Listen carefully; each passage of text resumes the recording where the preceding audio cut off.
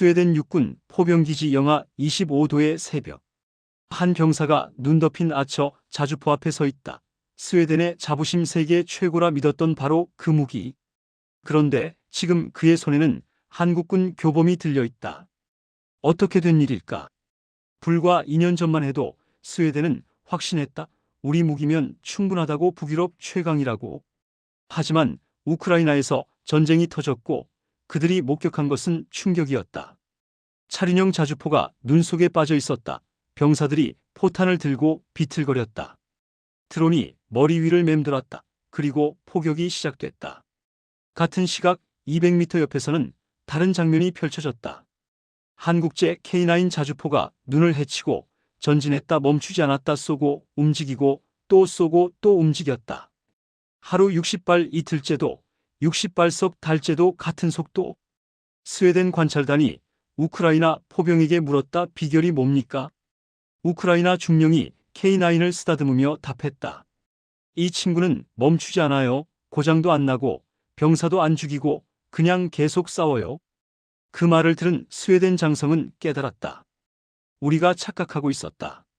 세계 최고는 카탈로그 수치가 아니었다. 살아남고 또 쏘고 또 살아남는 것, 그것이 진짜 최고였다. 2024년 스웨덴은 결정했다. 독일도 아니고 미국도 아닌 대한민국 K9. 그리고 지금 북유럽 전역에 한국 자주포가 배치되고 있다. 핀란드, 노르웨이, 에스토니아 모두 같은 선택을 했다. 어떻게 한국 무기가 북유럽의 표준이 되었을까? 전쟁이 가르쳐준 진실, 그리고 스웨덴이 자부심을 버린 이유.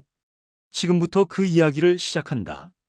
스톡홀름 외곽국방연구소 회의실에는 늘 자신감이 넘쳤다. 스웨덴 육군 장성들은 대형 스크린 앞에서 자국 무기 체계를 소개할 때마다 어깨를 펴고 말했다. 아처, 이것이 북유럽의 자부심입니다.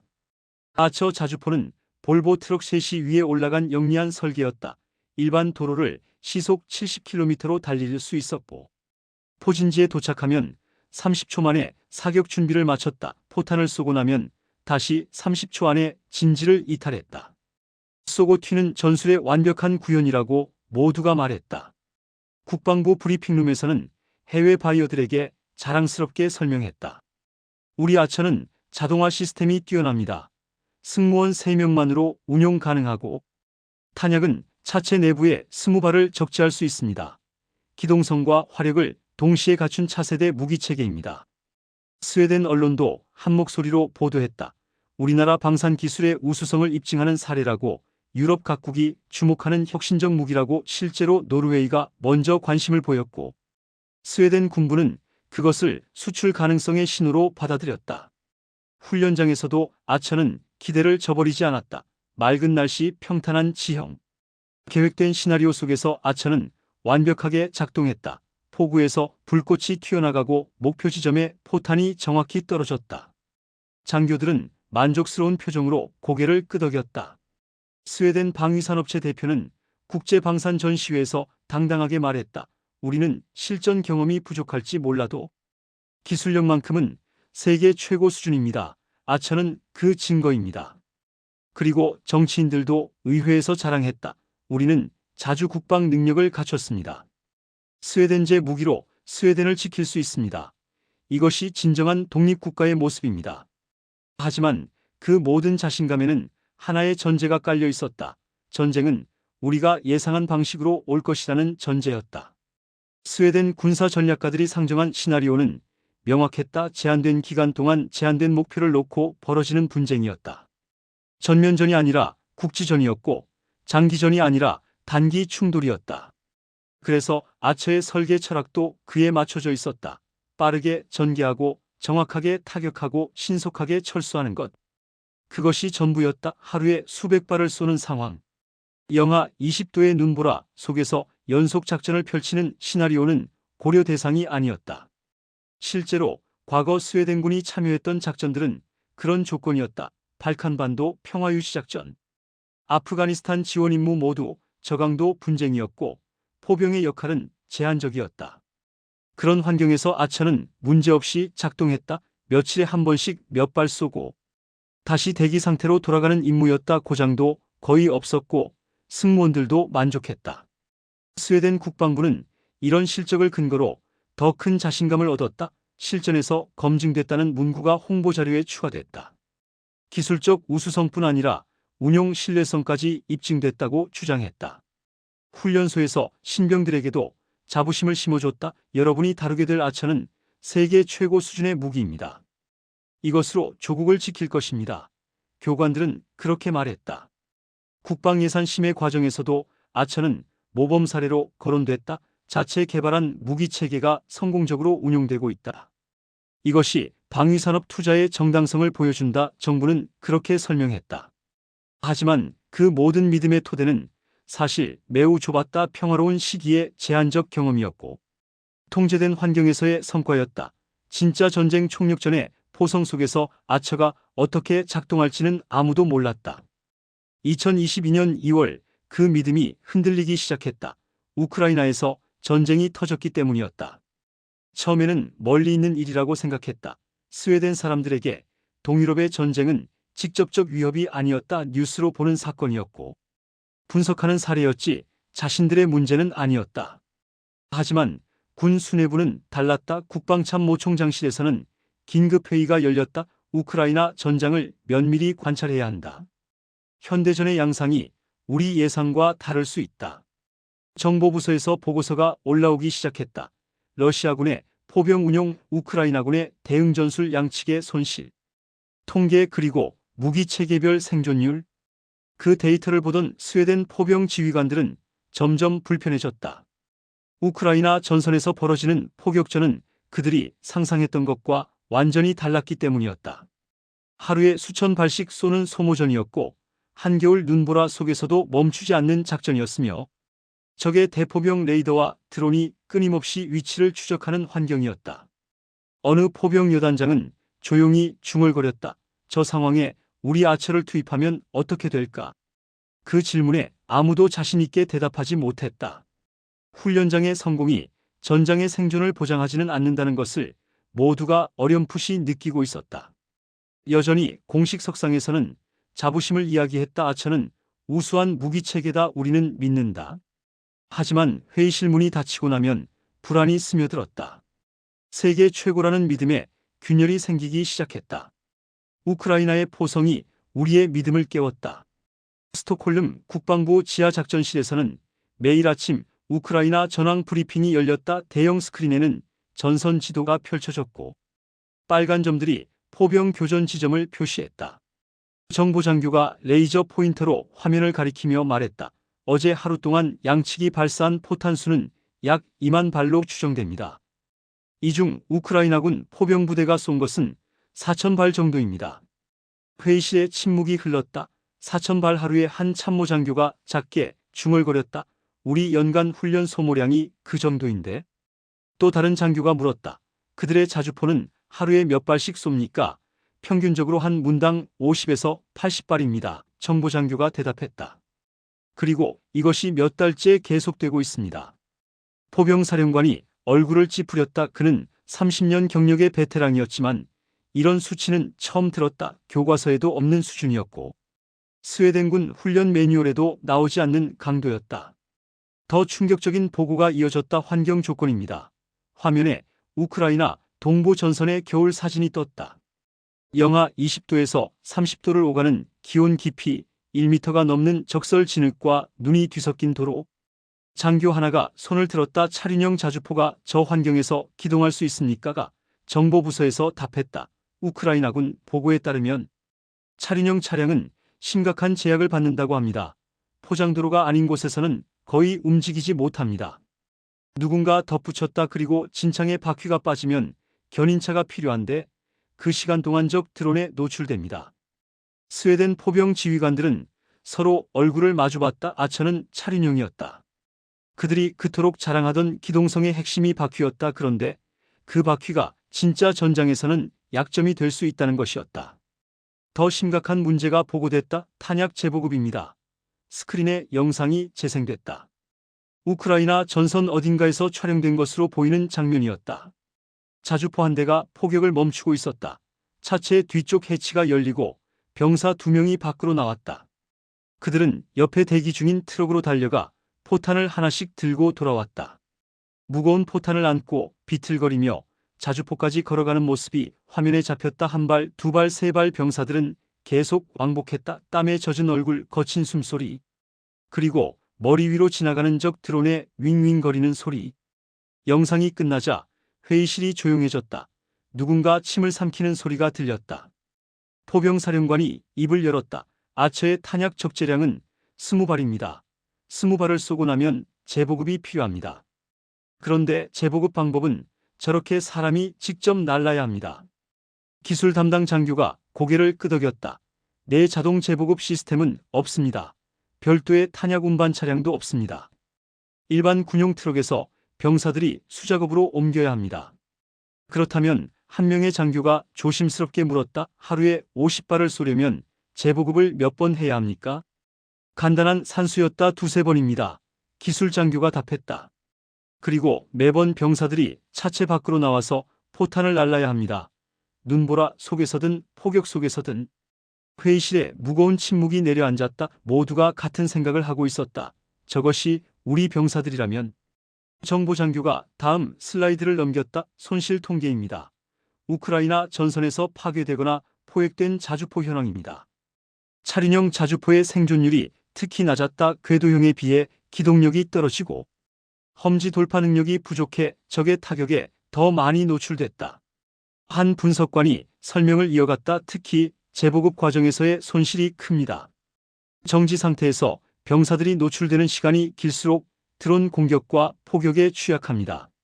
누군가 물었다. 그렇다면 우리 아처는 저 전장에서 얼마나 버틸 수 있을까요? 아무도 대답하지 않았다. 대답할 수 없었다. 훈련장의 완벽한 성적표가 갑자기 무의미해 보였다. 회의가 끝난 후 복도에서 두 장교가 나지막이 대화했다. 우리가 착각하고 있었던 것 같아. 뭘 말인가? 전쟁이 우리 조건대로 올 거라고 믿었던 것. 그날 저녁 국방부 장관에게 보고서가 올라갔다. 제목은 우크라이나 전장 관찰 결과 및 자주포 운용 재검토 필요성이었다. 보고서는 조심스럽지만 명확했다. 현대 고강도 분쟁 환경에서 차륜형 자주포의 한계가 드러났다. 특히 북유럽의 기후 조건과 결합될 경우 작전 지속 능력에 심각한 제약이 예상된다. 다음 장에는 비교 데이터가 있었다. 우크라이나군이 운용 중인 각국 자주포의 성능과 생존율이었다. 그중 하나가 눈에 띄었다. K9 한국제 궤도형 자주포 1일 평균 사격 횟수 60에서 80발 고장률, 낮은 재보급 효율, 매우 높은 생존율, 우수. 괄호 안에 작은 글씨로 부연 설명이 있었다. K10 탄약 운반 장갑차와 연동 시 재보급 시간 3분 이내 승무원 노출 최소화. 보고서를 읽던 국방부 차관이 안경을 벗고 눈을 비볐다. 그리고 옆에 있던 비서관에게 물었다. K9에 대한 자료 더 구할 수 있나? 가능합니다. 비서관이 대답했다. 이미 여러 나라에서 도입을 검토 중입니다. 최근 폴란드가 대량 구매 계약을 체결했고 핀란드도 관심을 보이고 있습니다. 차관이 고개를 끄덕였다. 자세한 분석 보고서를 준비해 이틀 안에. 다음 날 국방연구소에 지시가 떨어졌다. K9 자주포. 긴급 검토 우크라이나 전장 데이터 기반 비교 분석 북유럽 환경 적합성 평가. 연구원들이 움직이기 시작했다. 그들은 한국 방산업체 자료를 수집했고 우크라이나에서 올라온 운용 보고서를 분석했으며 기존 아처 자주포와의 세밀한 비교를 시작했다. 동시에 스웨덴 육군은 조용히 한국 대사관 무관부에 접촉했다. 비공식 질의였다. K9 자주포 기술 설명회가 가능한지 실물을 볼 수 있는지. 한국 측 반응은 신속했다. 환영합니다. 필요하시면 담당자를 파견하겠습니다. 이렇게 스웨덴의 선택이 시작되고 있었다. 자부심이 현실로 바뀌는 과정이었고 믿음이 데이터로 검증받는 시간이었다. 회의실 한 구석에서 한 고참 포병 장교가 동료에게 말했다. 전쟁이 우리를 가르치고 있어. 우리가 몰랐던 것들을. 숫자는 거짓말을 하지 않았다. 스톡홀름 외곽국방연구소 지하 분석실에서는 밤낮으로 불이 꺼지지 않았다. 연구원들은 두 대의 자주포를 해부하듯 분석하고 있었다. 하나는 스웨덴의 자부심 아처였고 다른 하나는 한국의 K9이었다. 책임 연구원이 대형 모니터 앞에서 양쪽 재원을 비교했다. 먼저 기동성부터 보겠습니다. 아처 차륜형 8륜 구동 포장도로 최고속도 시속 70km 비포장, 최고속도 시속 30km 평균 지상고 400mm, K9 궤도형 무한궤도 최고속도 시속 60km 지형 관계없이 일정 평균 지상고 450mm 폭 700mm 궤도판. 한 분석관이 손을 들었다. 포장도로에서는 아처가 더 빠릅니다. 맞습니다. 책임연구원이 고개를 끄덕였다. 하지만 우크라이나 전장 데이터를 보면 포장도로 비율은 전체 기동로의 20%도 안 됩니다. 다음 슬라이드가 나왔다. 우크라이나 동부 전선 지형 분석이었다. 진흙 눈 산악숲 대부분이 비포장이었고 겨울에는 깊은 눈에 덮였으며 봄에는 진창으로 변했다. 거기에 아처를 투입하면 연구원이 시뮬레이션 영상을 재생했다. 바퀴가 눈과 진흙에 빠지는 모습이 나왔다. 기동 불가 견인 필요 회복 시간 최소 30분. K9은 연구원이 다른 영상을 틀었다. 궤도가 눈을 밀어내며 전진했다. 진흙 위에서도 속도가 줄지 않았다. 산악 경사면도 올라갔다. 지형 제약 최소. 군 관계자 한 명이 메모를 하며 중얼거렸다. 기동성이란 속도만이 아니구나. 책임연구원이 계속 설명했다. 다음은 중량과 접지압입니다. 아처 총 중량 30톤 차축당 하중 집중 접지압 높음 연약집 한 톤과 제한. K9 총 중량 47톤 무게 분산 우수 접지압 낮음 연약집 한 톤과 가능. 역설적이었다. 더 무거운 K9이 땅에 가하는 압력은 오히려 낮았다. 궤도가 무게를 넓게 분산시켰기 때문이었다. 한 장교가 질문했다. 그렇다면 눈 덮인 숲속에서는 어느 쪽이 유리합니까? K9입니다. 즉답이 돌아왔다. 아처는 20cm 이상 쌓인 눈에서 기동력을 상실합니다. 회의실에 한숨 소리가 들렸다. 스웨덴의 겨울 평균 적설량은 50cm가 넘었다. 다음 주제는 더 중요했다. 화력 지속성입니다. 아처 자동장전 분당 최대 9발 탄약 적재 20발 재보급 수동 시간 약 20분. K9 자동장전 분당 최대 6발 탄약 적재 48발 재보급 K10 연동 시 3분.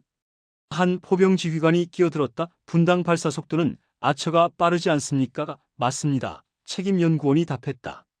하지만 실전에서 중요한 것은 순간 화력이 아니라 지속 화력입니다. 화면에 그래프가 떴다.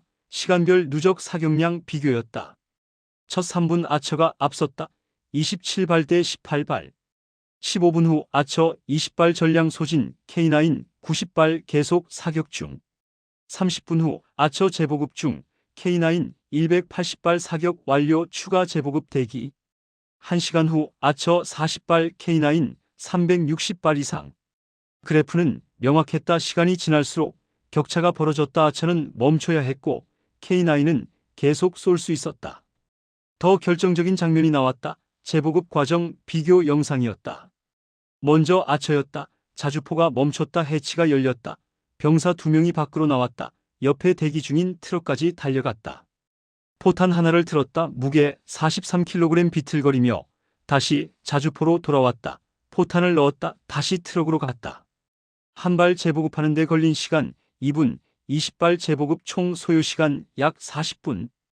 이 시간 동안 병사들은 완전히 노출되었다. 드론이 날아오면 속수무책이었고 적 포격이 시작되면 엄폐할 곳이 없었다. 다음은 K9과 K10이었다.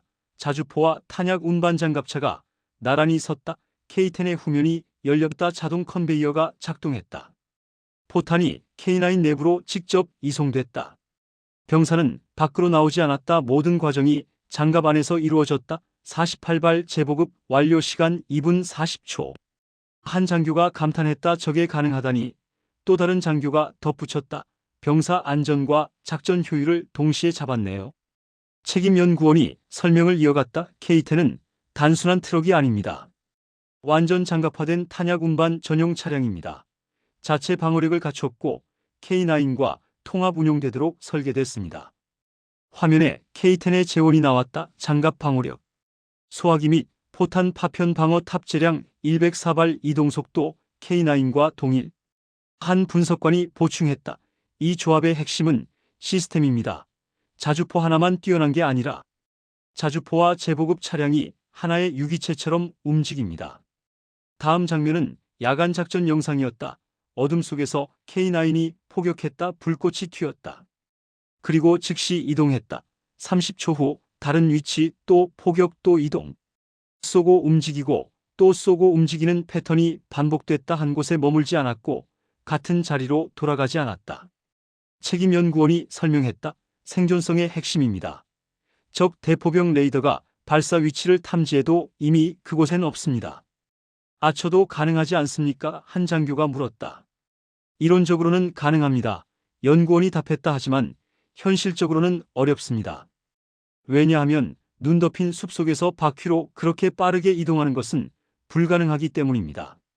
다시 지형 문제로 돌아왔다. 모든 것이 연결되어 있었다. 기동성이 생존성을 결정했고 제보급 효율이 화력 지속성을 좌우했으며 시스템 통합이 작전 능력을 완성했다. 마지막 슬라이드가 나왔다. 종합평가였다. 아처 장점 고속도로, 기동성 초기 사격 속도 단점. 험지 기동 제한 제보급 취약 병사 노출 탄약량 부족 겨울 작전 제약. K9 장점 전천후 기동성 지속 화력. 우수 제보급 신속 안전 병사 보호 시스템 통합 단점 도로 속도 상대적 열세. 책임 연구원이 마지막 발언을 했다. 결론적으로 K9은 아처보다 빠른 자주포가 아닙니다. 하지만 싸우고 살아남고 또 싸울 수 있는 자주포입니다. 회의실이 조용해졌다. 모두가 같은 생각을 했다. 전쟁에서 필요한 것은 카탈로그의 최고 속도가 아니라 진흙 속에서도 움직이는 능력이고 눈보라 속에서도 쏘고 또 쏘는 끈기였다.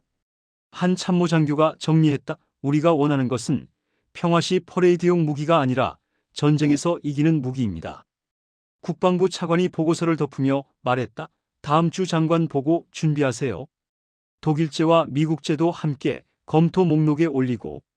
네, 하지만 연구원이 조심스럽게 덧붙였다. 현재 우크라이나 실전 데이터상으로는 K9이 가장 우수합니다.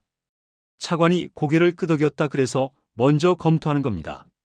그날 밤 분석실 불은 더 늦게까지 켜져 있었다. 스웨덴의 선택이 구체화되고 있었다. 북유럽이 한국을 선택한 이유.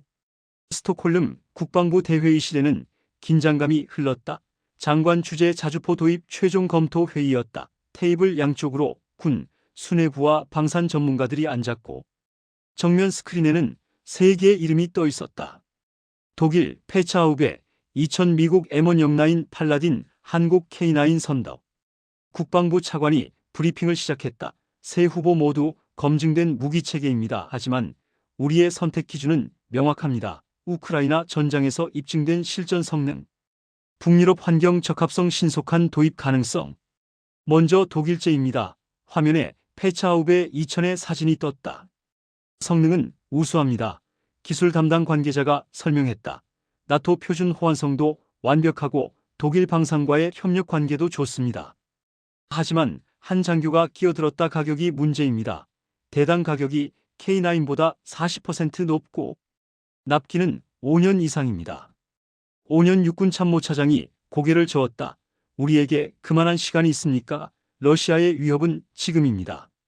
또 다른 문제가 제기됐다. 독일 자체도 지금 증산 중입니다. 한 분석관이 말했다. 우크라이나 지원과 자국군 재무장으로 생산 라인이 포화 상태입니다. 우리 주문은 대기 순서 끝입니다. 장관이 고개를 끄덕였다. 다음 미국제. M1 영라인 팔라딘 사진이 스크린을 채웠다. 미군의 주력 자주포였고 검증된 베스트셀러였다. 미국과의 동맹 관계를 고려하면 외교부 관계자가 말을 꺼냈다. 정치적으로 유리한 선택일 수 있습니다. 하지만 포병사령관이 반박했다. 성능 면에서는 9세대입니다. 자동화 수준이 낮고 K9에 비해 사격 속도가 느립니다. 게다가 제보급 시스템이 없습니다. 기술 장교가 덧붙였다. 탄약 운반은 일반 트럭에 의존합니다. K10 같은 통합 시스템은 없습니다. 한 참모가 우크라이나 데이터를 인용했다. 팔라딘도 우크라이나에서 잘 싸우고 있습니다. 하지만 운용 효율은 K9이 더 높다는 평가가 지배적입니다. 장관이 손을 들어 정리했다. 가격과 납기는 어떻습니까? K9보다 약간 저렴하지만 차관이 답했다. 납기는 3년 이상입니다. 역시 생산 대기가 길습니다. 회의실에 침묵이 흘렀다. 두 옵션 모두 장단점이 있었지만 결정적 한계도 분명했다. 시간. 이제 한국제입니다. 차관이 다음 슬라이드를 넘겼다. K9 선더 사진과 함께 상세한 재원이 나타났다. 그리고 그 아래 특별한 문구가 있었다. 우크라이나 실전 검증 완료. 폴란드 700문 도입 계약 체결. 핀란드, 에스토니아 도입 진행 중. 한 장교가 먼저 말했다. 숫자가 말해줍니다. 우크라이나에서 K9의 가동률은 95% 이상입니다. 고장이 거의 없습니다. 또 다른 장교가 이어갔다. 하루 평균 사격량 60에서 80발을 몇 달째 유지하고 있습니다. 다른 자주포들이 30발도 버거워할 때 K9은 계속 쏩니다. 포병사령관이 가장 중요한 포인트를 짚었다. 그리고 살아남습니다. 생존율이 가장 높은 자주포입니다. 화면에 핀란드군 평가 보고서가 떴다. 핀란드는 스웨덴보다 먼저 K9 도입을 결정한 나라였다. 핀란드 국방부 평가 인용문이었다. K9은 북유럽 겨울 환경에 최적화되어 있다. 영하 30도에서도 정상 작동하며 깊은 눈과 얼음 위에서도 기동성을 유지한다. 러시아와 국경을 맞댄 우리에게 필요한 것은 바로 이런 무기다. 한 장교가 덧붙였다. 핀란드가 선택했다는 것은 우리에게 큰 의미입니다. 그들은 우리보다 러시아 위협에 더 직접적으로 노출되어 있고 자주포 운용 경험도 풍부합니다. 노르웨이 보고서도 나왔다. 노르웨이 육군 시험평가 결과 K9은 산악 지형과 피오르 주변 습지에서도 탁월한 기동성을 보였다. 특히 K10과의 연동은 북극권 작전 환경에서 게임 체인저가 될 것이다. 에스토니아 국방장관 발언도 인용됐다. 우리는 독일제와 한국제를 동시에 평가했다. 결과는 명확했다. 한국제가 우리 환경에 더 적합하고 가격 대비 성능이 월등히 우수했다. 차관이 정리했다. 북유럽 국가들이 한국을 선택하는 이유는 간단합니다. 실전에서 증명됐고 우리 환경에 맞으며 빨리 받을 수 있기 때문입니다. 가격도 중요한 요소였다. 한 예산 담당자가 설명했다. K9은 페차우베보다 40% 저렴하고 팔라딘과는 비슷한 수준입니다. 하지만 K10을 포함한 통합 패키지로 계산하면 전체 시스템 비용 대비 효율은 압도적입니다. 납기는 어떻습니까? 장관이 물었다. 한국 방산 담당자와 협의한 결과 차관이 답했다. 계약 후 24개월 이내 첫 인도가 가능합니다. 독일이나 미국보다 절반 이상 빠릅니다. 왜 그렇게 빠릅니까? 한국은 지금 생산 증설 중입니다. 차관이 설명했다. 폴란드 대량 수주로 라인을 확대했고 추가 수출을 대비해 생산 능력을 키우고 있습니다. 우리가 지금 주문하면 그 확대된 라인에서 바로 생산됩니다. 한 장교가 추가했다. 그리고 한국은 적극적입니다. 기술 이전 교육 훈련 유지 보수 모든 면에서 협조적입니다. 독일이나 미국처럼 복잡한 절차를 요구하지 않습니다. 장관이 참모들을 둘러봤다. 반대 의견 있습니까? 한 고위 장교가 조심스럽게 입을 열었다. 한 가지 우려가 있습니다. 한국제를 선택하면 나토 표준화에서 벗어나는 것 아닙니까? 포병사령관이 답했다. K9은 나토 표준 155mm 포를 사용합니다. 탄약 호환성은 문제없습니다. 오히려 폴란드, 핀란드, 에스토니아, 노르웨이가 모두 도입하면서 K9이 북유럽 새로운 표준이 되고 있습니다. 또 다른 우려가 제기됐다. 정치적으로 중국을 자극하지 않을까요? 외교부 관계자가 답했다. 이것은 방어 무기입니다. 그리고 한국도 민주주의 동맹국입니다. 중국이 문제 삼을 명분이 없습니다. 장관이 마지막으로 물었다. 우크라이나 전선에서 K9을 직접 본 우리 관찰단의 평가는 어떻습니까? 육군 참모차장이 일어섰다. 저희 관찰단이 지난달 우크라이나를 다녀왔습니다. 그들은 K9 운용 현장을 직접 봤고 우크라이나 포병들과 인터뷰했습니다. 그리고 그는 보고서를 펼쳤다. 우크라이나 포병 중령의 말을 인용합니다. K9이 없었다면 우리는 이미 무너졌을 것이다.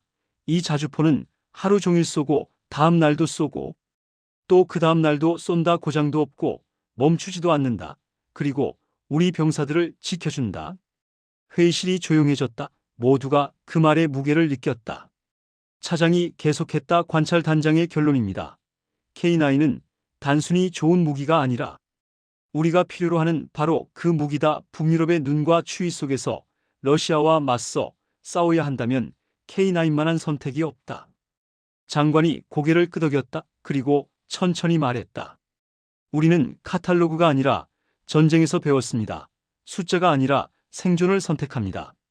그는 잠시 멈췄다가 결론을 내렸다. 한국 K9으로 진행하십시오. 박수는 없었다. 대신 무거운 안도감이 회의실을 채웠다. 옳은 선택을 했다는 확신이었다. 다음 날 스웨덴 국방부는 공식 발표했다. 대한민국과 K9 자주포 도입 협상 개시. 이어서 노르웨이가 발표했고 에스토니아가 따랐다. 북유럽 국가들이 줄지어 한국을 선택했다.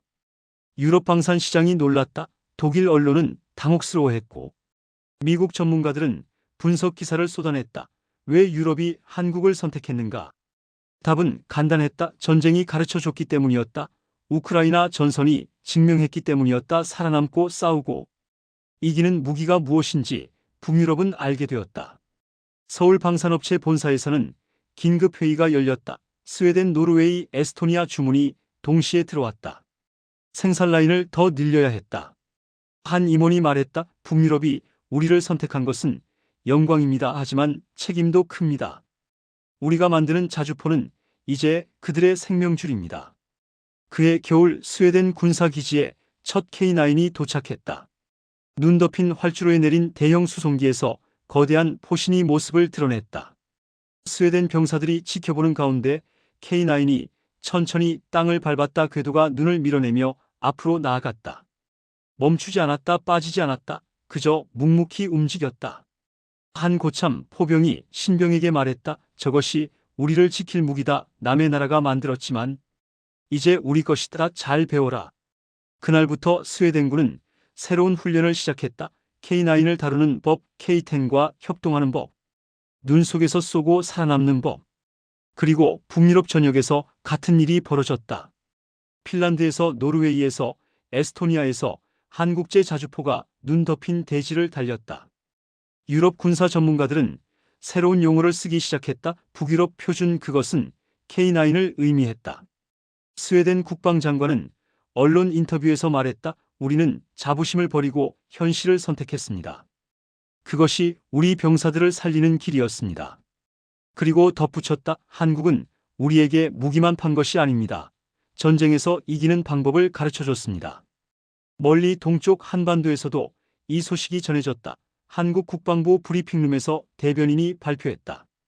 우리 방산 기술이 유럽 동맹국들의 안보에 기여하게 되어 자랑스럽습니다. 하지만 가장 의미 있는 반응은 우크라이나에서 나왔다. 한 우크라이나 포병이 전선에서 보낸 메시지였다.